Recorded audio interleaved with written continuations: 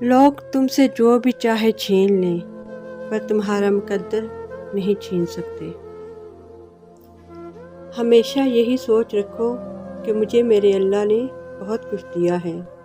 اگر مجھے میرے اعمال کے مطابق ملتا تو میرے پاس کچھ بھی نہ ہوتا۔ اگر خوش رہنا چاہتے ہو تو دوسروں کی خوشی دیکھ کر حسد نہ کرو۔ صبر رکھو، ہر چیز آسان ہونے سے پہلے مشکل ہوتی ہے۔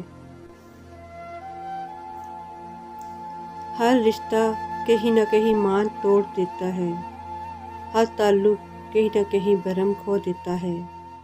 یہ صرف اللہ کریم کی ذات ہے جس کا آسرا ہمیشہ قائم رہتا ہے۔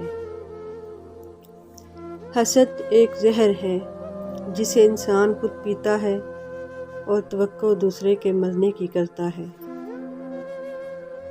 میں نے رشتوں کو خود سے دور جاتے دیکھا ہے، میں نے دوستوں کو منہ موڑتے دیکھا ہے، میں نے جان سے عزیز لوگ بدلتے دیکھے ہیں، پھر میں نے ایک ذات کو اپنے قریب محسوس کیا، اور بے شک اس ذات نے مجھے کبھی اکیلا نہیں چھوڑا، اور وہ ذات رب کریم کی ذات ہے۔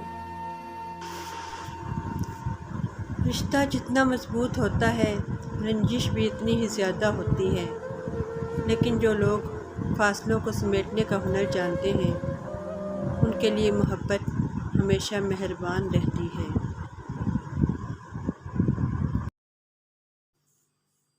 سورہ بقرہ میں اللہ پاک کا فرمان ہے کہ ہو سکتا ہے ایک چیز تمہیں ناگوار گزرے اور وہی تمہارے لیے بہتر ہو، اور ہو سکتا ہے ایک چیز تمہیں پسند ہو اور وہی تمہارے لیے بری ہو۔